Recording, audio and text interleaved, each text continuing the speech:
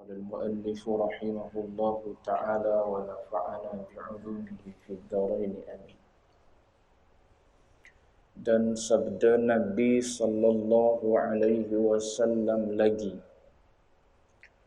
thalathun muhlikatun syuhhun muta'un wa hawan muttaba'un wa i'jabul mar'i bi nafsih. Artinya 3 perkara menjadi sebab kebinasaan. Sifat bakhil, kedekut yang dituruti, keinginan hawa nafsu yang diikuti, dan seseorang mengkagumi dirinya. Riwayat At-Tabrani. Tuan-tuan muslimin sedang jemaah yang dirahmati Allah sekalian, alhamdulillah. Pertama dan selama-lamanya kita panjatkan puji syukur pada Allah dengan izin taufik hidayah Allah Ta'ala jua pada malam ini kita sambung bacaan kitab 20 Sifat hati yang keji dan terpuji. Kita berada pada sifat keji yang keempat, iaitu bakhil dan kasihkan harta.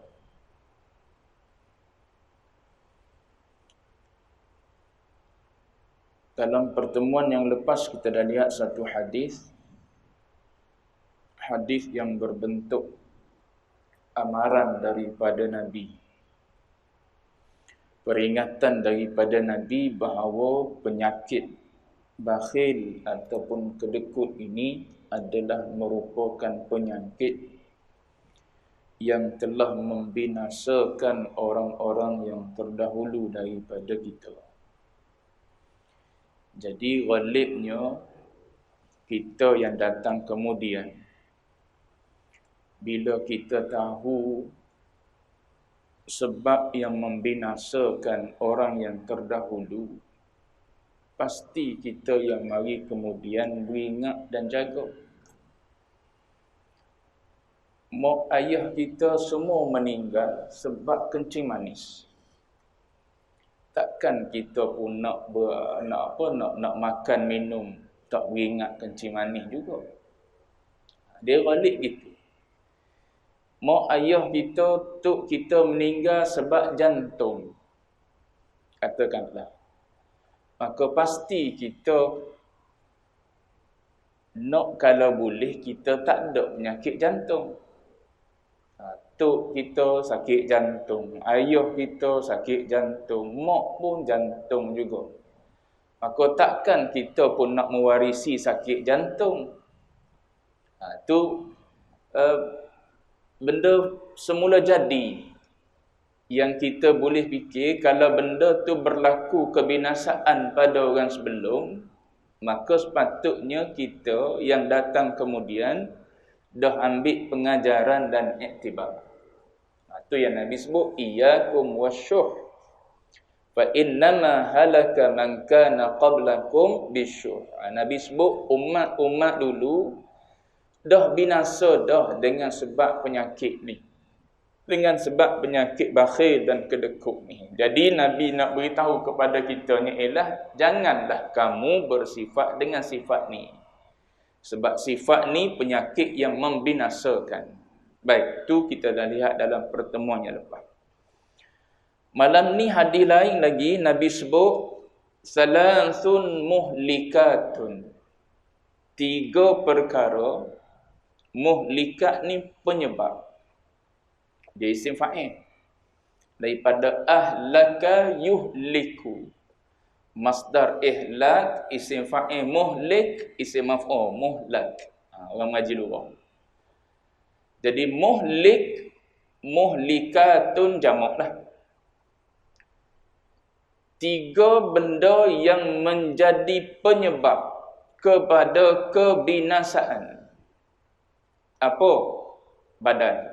Syuhun muta'.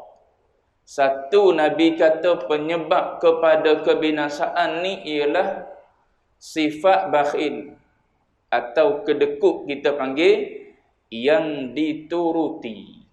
Setakat syuh maknanya kita boleh faham Nabi sebut setakat syuh ataupun setakat kedekut dia tak ada masalah, tak membinasakan. Setiap orang daripada kita ni mesti akan ada kasih pada harta. Tak ada orang lah yang tak kasih pada harta. Kita orang tua yang reti bab harta lagi kasih pada harta. Budak kecil yang umur 6 tahun, 7 tahun bukan reti lagi masalah duit ni, tapi ada rasa kasih pada harta dalam diri dia. Kalau dia ada duit RM5 orang nak ambil tak lagi. Ada RM1 orang nak ambil tak lagi. Ada hari tu video TikTok. Seorang budak perempuan kecil ya. Sekolah tadika ke darjah 1 gitulah. Ayah dia pergi hantar ke sekolah. Bagi duit belanja RM1 ke RM2 itulah. Sekolah tadika biasa ada makan siap dah. Ataupun sekolah rendah, harga makanan di sekolah tak sama dengan di luar, murah. Cuma nak sebutnya ialah turun daripada kereta muka masam je. Muka masam, tak ada senyum. Lalu saya pendekkan cerita, last kali ayah dia ambil duit dalam poket tambah. Tambah bagi lagi RM1, RM2 baru senyum. Itu kata budak kecil pun reti bahawa duit ni kertas je, bukan apa kertas. Cuba tuan-tuan scan print color. Warna serupa. Tuan-tuan scan print color sebiji keluar warna sama dengan corak yang sama, gunting bagi pada dia dengan kertas A4 tu, tak nak. Dia tahu ni duit tak laku. Ni duit laku, ni duit ni kalau pergi ke Speak Mart laku ni. Yang ni tak laku. Kalau bawa pergi Speak Mart, tak ada orang layan lah. Orang suruh balik ambil duit dulu. Walaupun warna dah sama, bentuk pun dah sama, ukurannya pun dah sama. Tapi budak kecil umur 6 tahun, 7 tahun dah reti. Apatah lagi kita orang tua. Lagi-lagilah ada kasih kepada harta. Cuma kalau setakat kasih tu duduk dalam hati, bakhil. Bakhil ni setakat duduk dalam hati, maka tak ada masalah. Kita tak turut dia. Mari waktu kena keluar zakat, kita keluar zakat. Mari waktu kita wajib tolong orang ni, maka kita tolong. Dia ada ulama bagi wajib. Wajib pada syarak, wajib pada maruah, pada adat. Maknanya mari wajib pada syarak, maka kita kena keluarkan zakat infak wajib kita. Maka kita keluar, tak ada tersekat apa pun. Tapi dalam hati tu ada kasih pada harta, tapi tak terhalang daripada buat taat pada Allah Ta'ala. Mari waktu kita kena bantu orang susah, adik-beradik susah, mak kita susah, kita anak lelaki, ataupun dari sudut nafkah contohnya, maka tak ada masalah pun walau ada kasih dalam diri kita pada harta, tak menghalang kita daripada bagi. Tak apa. Yang jadi muhlikat bila kita turut dia. Gitu. Tu jadi celah lah. Bila cinta pada harta menyebabkan kita ni jadi bakhil, lepas tu kita turut pula dia, muta'. Muta' dituruti, isim maf'ul. Muta' maknanya dituruti dia. Tiba waktu kena keluar zakat, harta yang kita ada, zakat simpanan yang kita ada ialah sejuta kata-kata. Kalau sejuta 2.5% berapa? Matematik. Matematik fee juga kau kita 25,000 dah. 25,000. 25,000 ni bukan murah. Dekat-dekat nak boleh Azia baru. Dekat-dekat lah, tak sampai. Kena tambah lagi. Cuma nak beli ADV tu boleh dah. Nak beli ADV yang 1.50 boleh dah tak? 1.50 keluar 2.50 mahal lagi lah tu harga dia. Cuma nak sebutnya ialah 25,000 ni bukan kita boleh kumpul dalam masa setahun. Maknanya bertahun-tahun kita simpan duit ni baru boleh dapat 25,000. Tiba-tiba syarat suruh kita buat keluar daripada 1 juta tu 25,000. Banyak. Mikir panjang dah orang kalau tak ada sifat sifat pemurah ataupun tak ada sifat takwa dalam hati, jawab dia tak akan keluarlah 25,000 tu. Sebab tu dalam agama dalam bab zakat Allah Taala sebut khudh min amwalihim. Khudh ni maknanya Allah Taala perintah. Perintah kepada siapa? Perintah kepada pemerintah. Paksa diambil harta orang yang tak nak keluar zakat ni. Maknanya kerajaan boleh buat undang-undang macam tu. Mana-mana rakyat yang kaya raya, yang liat tak nak keluar zakat, maknanya kerajaan boleh buat keputusan, kita paksa, kita guna kekerasan, guna kuasa yang ada pada kerajaan untuk ambil zakat fulan bin fulan ni. Sebab bukan hak dia tu. 2.5% daripada 1 juta tu bukan hak dia dah tu. Itu hak orang fakir miskin, hak asnaf 8 tu. Yang dia baki daripada tu, hak dia tu, tu ikut dia lah. Lebih daripada tu dia nak guna tak apa. Adapun 25,000 tu bukan hak dia. Kalau kerajaan pergi paksa ambil, tak salah. Cuma setakat ni rasa Malaysia tak buat lagi kot. Kot lah, saya tak tahulah. Tuan-tuan mungkin lebih maklum. Orang yang ada harta banyak, kita biasa duk dengar lagi tak keluar zakat. Sebab apa tu? Syuhun muta. Yang tu yang perlu kita jaga. Jangan tunggu sifat bakhil, sifat cintakan harta dalam hati kita. Kalau tunggu, itulah kebinasaannya. Baik. Itu yang pertama Nabi kata. Sifat kedua yang dituruti.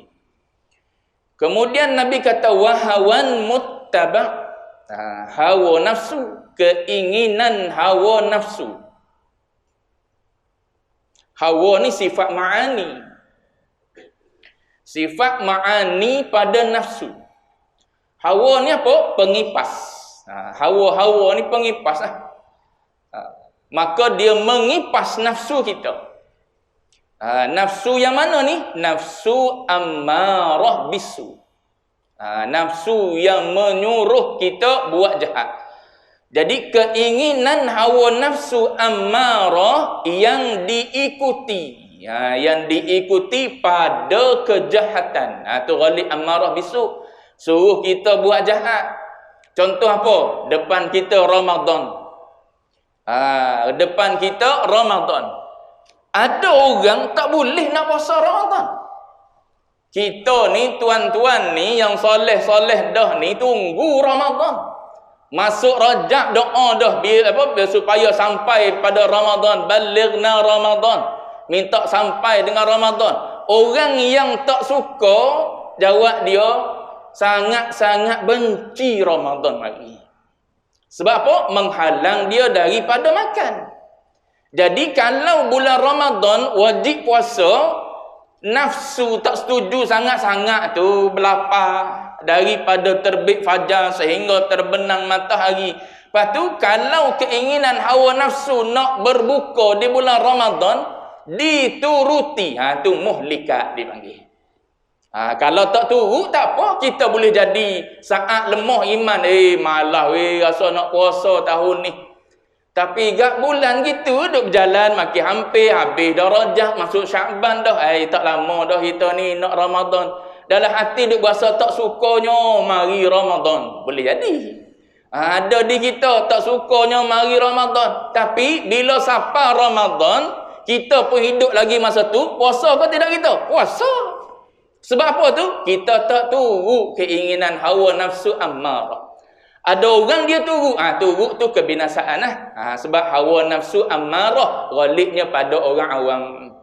Adapun hawa nafsu yang tinggi, tu tak suruh buat jahat dah. Kita lah ghalibnya hawa nafsu ammarah ni. Kalau duk suruh kita buat jahat, maka jangan turut dia. sanggah dia ataupun mukhalafah dengan dia, menyalahi keinginan hawa nafsu tu, itu adalah jalan keselamatan kita. Baik. Dua Nabi sebut. Dan yang ketiga Nabi kata wa'ijabul mar'i bi nafsih. Dan seseorang yang mengkagumi dirinya, yakni dengan makna ujub. Ujub nanti kita akan bertemu dalam bab 7 kalau tak silap. Bab 7 nanti kita akan bertemu dengan ujub. 8 riak yang ke-7, mengkagumi diri, ujub akan datang lepas daripada Ramadan. Ada berapa kali lagi pertemuan? Sekali kot dia. Sekali, kalau paling banyak pun 2 kali lagi lah. Baik. Ingatlah, kata muallif, ingatlah orang yang bakhil itu akan mendapat seksa Allah. Ni bila dia bakhil, siapa taat tak tunai yang wajib, akan mendapat seksa Allah, dicela manusia di dunia. Harta tidak akan bersama ke dalam kubur. Maklum. Harta maklum tak akan bersama kita ke dalam kubur. Tak ada orang tabur duit dalam kubur. Tak ada orang bawa duit. Saya selalu sebut dah apa yang Baba Zik sebut contoh. Walaupun yang mati itu adalah Gubernur Bank Negara, yang sign dia di duit tu, tak ada sign dia, tak sah tu not ringgit tu, kena ada tanda tangan dia Gubernur Bank Negara. Tapi sehebat-hebat, sebesar-besar Gubernur Bank Negara, yang pentingnya tanda tangan dia, dia tak bawa pen yang dia guna untuk tanda tangan pada duit tu. Orang pun tak selit. Selit lah pen tu letak di kain kapan dia dah. Tak bawa walau sebatang pen. Tu Baba Zik sebut contoh. Apatah lagi kita. Jadi harta maklum, tak ada seorang pun bawa harta masuk sekali dalam kubur. Lepas tu yang kita bawa harta yang ditukar jadi amal. Yang tu bawa. Harta yang dah kita convert ketika di dunia lagi jadi amal. Jadi jariah, jadi sedekah, jadi infak, jadi wakaf, jadi apa lagi? Jadi zakat. Yang tu duit asalnya, harta benda, tapi kita dah convert awal-awal lagi di dunia sebab duit tak laku dalam kubur. Start pejam mata maka tak laku dah helaian-helaian kertas tu. Kepingan-kepingan duit siling tu tak laku dah. Macam mana nak suruh laku? Mu kena pergi money exchanger, tukar lalu ketika di dunia tu belum masuk.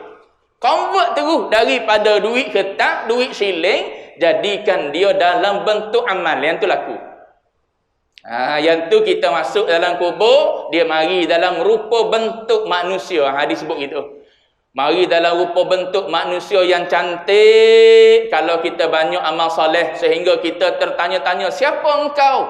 Maka dia kata, akulah amalanmu yang soleh ketika engkau buat di dunia dulu. Itu salah satu daripada amal soleh yang kita buat di dunia ni. Infak, zakat, tu jariah yang kita buat ini, yang kita dah convert jadi amal, maka yang tu berguna selepas kita mati duduk dalam kubur. Mula-mula lagi kita dah bertemu dengan amal soleh itu. Sebab tu Nabi sebut dalam satu hadis yang muttafaq alaih. Hadis yang disepakati oleh ulama hadis. Apa Nabi sebut? Masyhur, tuan-tuan pun maklum hadis ni. Nabi kata apa? Yatba'ul mayyitu salas. Yatba'ul mayyita salas. Akan ikut mayat 3 perkara. Maklum. Apa benda yang 3 tu? Ahluhu wa maluhu wa amaluh. 3 benda ni akan follow. Tuan-tuan perhati tengok orang mati, jiran tetangga mati, sahabat andai mati, siapa mati. Yang akan ikut 3 benda ni. Ahluhu wa maluhu wa amaluh. 2 nampak, 1 tak nampak. Yang akan ikut yang kita nampak, ahluh, anak beranak, kaum kerabat. Wa maluh, dan harta benda akan turun pergi. Ahluhu pun tak semua dah boleh ikut. Bini tak ikut dah, walau kasih macam mana pun. Jangan duk buat jahil. Bini jenazah suami semayang di masjid, semayang di surau, mari juga dia belakang duk semayang jenazah. Kalau dia nak semayang, semayang dulu di rumah. Jangan buat tak reti. Orang panggil apa selepas suami mati? Bereddah. Bereddah ni wajib, bukan sunat. Seorang perempuan yang kematian suami kena bereddah. Eddah hukum dia wajib, bukan sunat. Sebab tu dia tak boleh keluar dah untuk semayang jenazah. Sebab apa? Sempurna semayang jenazah kalau tak ada dia pun. Kecuali tak sempurna kalau tak ada dia. Kena keluar dia. Sebab tu perkara-perkara yang boleh dibuat oleh seorang perempuan yang bereddah hanya perkara yang berbentuk berbentuk keperluan yang mendesak. Boleh. Dia duduk dengan suami dia je di rumah. Suami meninggal, anak-anak semua duduk belah lembah Kelang ni. Lepas tu rumah pula time tak ada time hari orang bekerja kat jawab dia, kawasan tu sunyi, tak ada orang, semua orang pakat keluar bekerja. Bahaya mak kita duduk seorang kampung ni. Anak kata mak ikut kita lah, pergi duduk bandar dulu. Pergi duduk di lembah Kelang dulu. Tu keperluan mendesak atas sebab keselamatan mak. Boleh keluar pergi pindah pergi duduk ke Lumpur. Selagi tak mendesak tak boleh keluar. Sebab mendesak tu boleh keluar pergi hijau tu. Siapa nak tanggung ni? Anak-anak ramai lagi ni. Suami meninggal dah. Keperluan mendesak. Keperluan mendesak gimana? Rumah tempat hijau. Bukan singgah minum teh dengan member-member. Tu kena faham tu. Mana yang mendesak, mana yang tak mendesak. Yang mendesak boleh. Yang tak mendesak tak boleh. Semayang berjemaah bagi perempuan. Mendesak tak mendesak? Tak mendesak tak boleh keluar. Kenduri. Kenduri apa? Kenduri tali. Mendesak tak mendesak? Tak mendesak. Tak mendesak tak lagi. Tu nak bagi tahu contoh. Maknanya bini tak boleh mari dah. Anak-anak boleh mari. Cuma nak sebutnya orang yang kita kasih tak turut dah. Apatah lagi pergi kubur. Ada juga bini turut pergi kubur. Tu pelik nah. Hidup ni kena ngaji. Kalau tak buat benda dengan jahil. Duk berasa tengok orang buat, kita pun buat juga. Buat dengan ilmu baru boleh pahala. Buat dengan jahil kat jawab dia, duk berasa boleh pahala. Padahal boleh dosa. Jadi maksiat pada Allah Ta'ala. Baik, nak sebutnya ialah yang follow kita ialah ahlu'u, anak beranak, kaum kerabat. Tu ikut kita, mari semayang di masjid surau. Bawa pergi ke kubur jenazah tu, ikut pula kubur penuh. Tepi kubur tu, pakat duk ita tengok, buat TikTok masing-masing.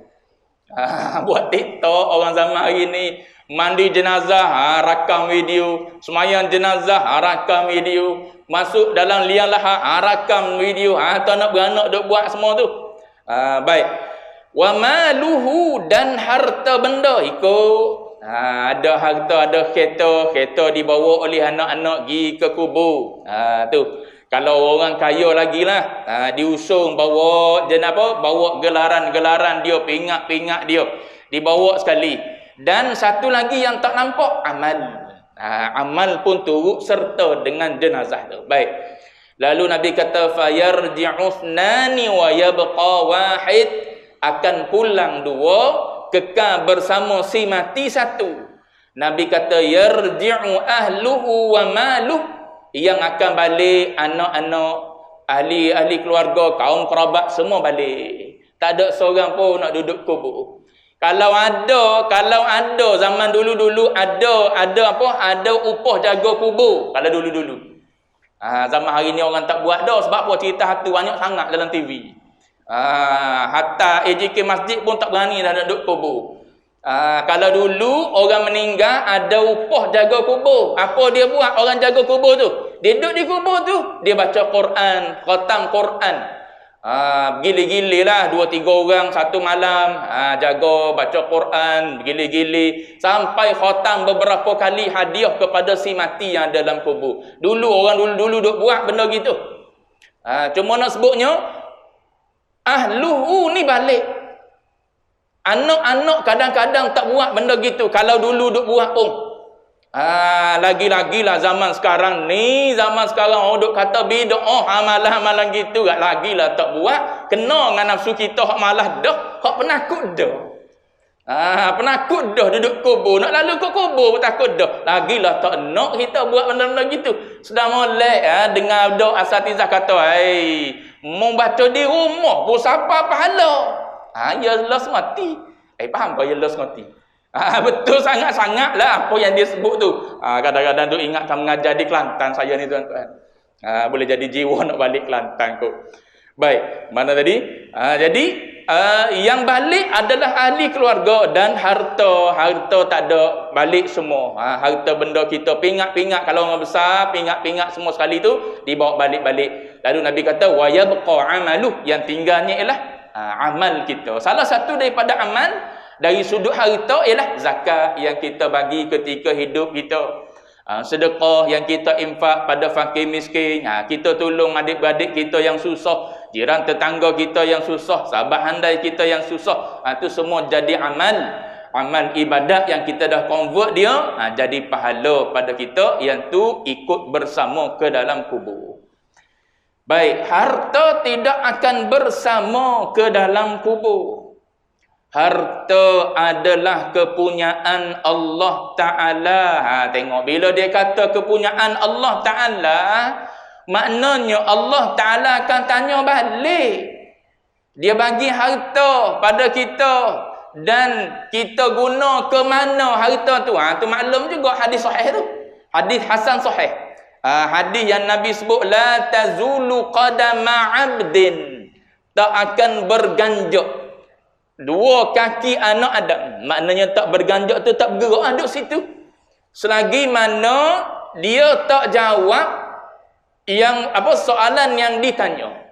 Ada riwayat kata 5, ada riwayat kata 4, ada berbagai-bagai riwayat juga. Saya ambil satu riwayat, tak bergerak kaki anak Adam maknanya kekal duduk situ selagi mana dia tak jawab beberapa soalan. Satu, an umrihi fi ma afna, umur habis ke mana? Umur kita, umur masing-masing, start daripada balik sampai sekarang ni, guna untuk apa umur ni? Kalau satu lagi riwayat, an syababihi, satu riwayat lain sebut syabab, waktu muda. Muda dengan umur ni sama dah. Muda masuklah dalam umur. Umur keseluruhan daripada mula kita lahir sampai umur kita sekarang ni. Tu umur. Lepas tu syabab. Syabab satu bahagian daripada umur. Habis tu kenapa tanya asing? Tu. Kenapa tanya syabab, tanya lain pula? Umur tanya dah tadi. Syabab tanya pula. Nak beritahu waktu muda sangat-sangat penting. Waktu muda ni waktu ada kudrah. Waktu kita diberi kudrat yang kuat. Mau guna ke mana kudrat tu? Dia kata pergi memancing. Contoh. Waktu muda habis ke mana? Dia kata lepak dia tu dengan member-member ride motor dia tu. Pergi ke mana? Ke Janda Baik, minum teh, kopi ladang. Hujung-hujung minggu. Masjid tak sapa. Ngaji dah. Tu bahaya hidup gitu. Right, ngaji. Ngaji jangan tinggal. Saya boleh kalau nak ada right sekali ke mana pun tak apa. Tapi jangan ganggu waktu malam saya ngaji. Tak apa itu. Siang-siang right, malam ngaji. Duduk menghadap tu guru mengaji di masjid surah. Gugurkan tuntutan fardu ain atas kita. Tak apa, itu agama tak larang itu. Benda bermanfaat juga. Kita duduk dengan orang soleh, sahabat-sahabat kita boleh jadi orang soleh-soleh semua. Apatah lagi AJK Masjid Surah yang buat program tu. Program kayuh basikal sempena nisfu Syaban contoh. Sempena nisfu Syaban. Orang-orang yang soleh semua tu. Tapi kita tak abaikan tanggungjawab yang lebih penting daripada itu. Iaitu mengaji, menggugurkan tuntutan fardu ain, 3 ilmu yang wajib tu. Ni duduk kayuh basikal, duduk pergi ke gym, duduk naik motor, pergi sana sini dan sebagainya lah. Bawa ride motor sampai ke belah sana tu, belah Thailand tu, meninggal belah sana dah. Ramai dah gitu. Tu takut habis umur gitu ya, ngaji dah. Tu bahaya hidup gitu. Sebab itu bukan matlamat tujuan hidup kita mari sini. Mari dunia ni untuk liya'budun. Untuk merealisasikan pengabdian pada Allah Ta'ala. Nak abdi diri macam mana dalam keadaan jahil. Tak tahu menda tentang ibadat. Nak ibadat macam mana. Supaya kita lah. Awak ni ada basic tak nak kerja dalam bidang IT ni? Saya komputer desktop pun tak ada, laptop pun tak ada. Ada kau orang nak ambil buat kerja, majikan nak ambil buat kerja. Tak ada seorang pun majikan nak, saya laptop pun tak ada, desktop pun tak ada. Patut awak pernah guna tak ni menaik ni? Tak tahu nak kata lah. Gitu majikan mana nak. Dah lah kerja tu yang ditawarkan itu adalah bidang IT. Lainlah kalau hang cangkul. Kita pandang mencangkul tak apa lah. Hang jebat tak layak sebab apa? Sebab kuru kering mu ni. Hang cangkul. Hang cangkul lah. Tu kalau betul dengan bidang kita, tak betul dengan bidang siapa nak? Tak ada orang nak. Begitulah ibaratnya. Kerja ni aku tak suruh buat. Untuk hiburkan diri, lapangkan dada, bolehlah kau ambil. Tapi matlamat aku atas sini untuk mengabdikan diri padaku. Jalan nak mengabdikan diri padaku mesti melalui ilmu dulu. Kan Allah Ta'ala sebut fa'lam annahu la ilaha illallah. Baru masuk wastaghfir li dzambik. Fa'lam tu isyarat pada ilmu. Isyarat pada ilmu. Ilmu apa? La ilaha illallah. Ilmu kenal Allah Ta'ala. Bukan ilmu sekadar sebut la ilaha illallah. Ilmu sapatah asbati kalimah tu dalam diri kita. Tiada yang lain kecuali Allah.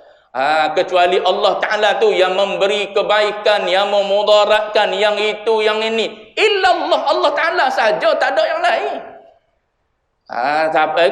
Kalau diri kita masih tak kenal, masih lagi duk berasa benda-benda yang berupa makhluk ini boleh bagi taksir, boleh bagi kesan dalam hidup kita, jawab dia tu pada pegangan takut salah. Pada i'tiqad takut salah lagi, pada pegangan. Lepas tu kena mengaji dalam akidah. Lepas tu akidah tak mengaji. Duk mengaji kisah-kisah contohnya. Duk mengaji ilmu kisah-kisah. Duk mengaji ilmu perubatan. Contoh ni.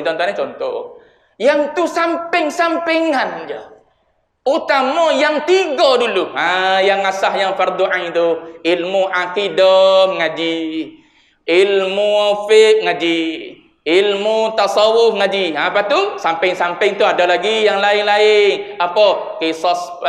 Kisah-kisah Nabi. Apa lagi mengaji? Ilmu perubatan Islam ngaji. Ngaji tak ada masalah. Ilmu Allah Ta'ala ni luar. Jangan tinggal yang wajib ni.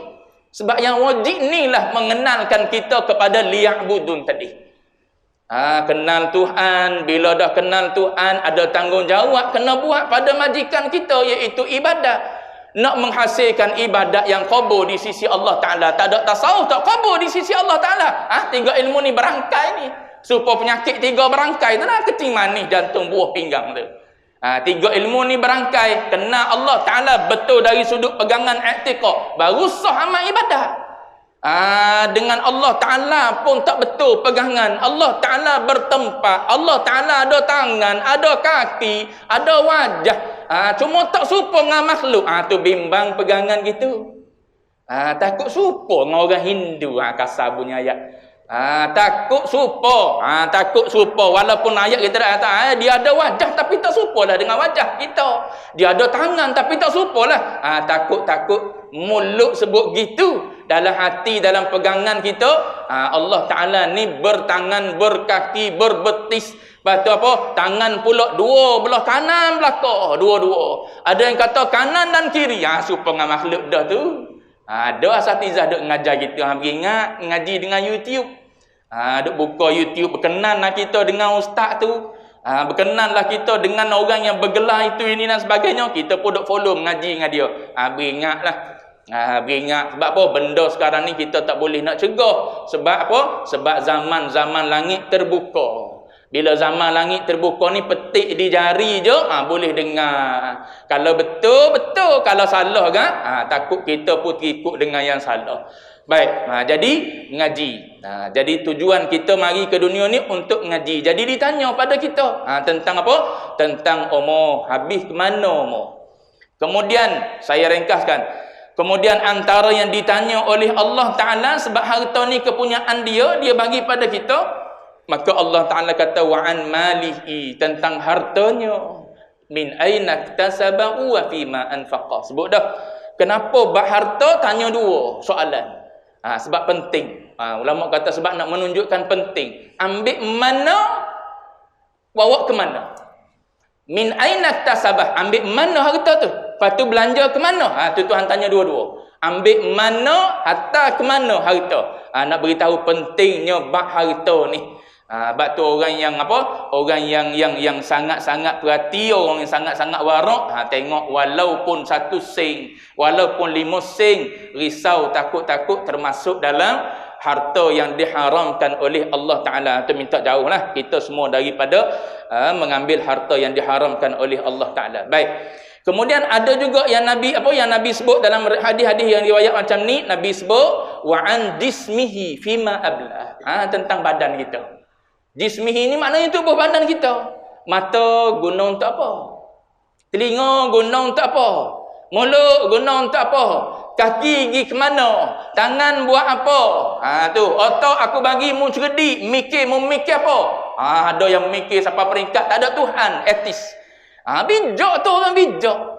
Mikir sampai peringkat dunia ni jadi secara semula jadi kok, tak ada pencipta.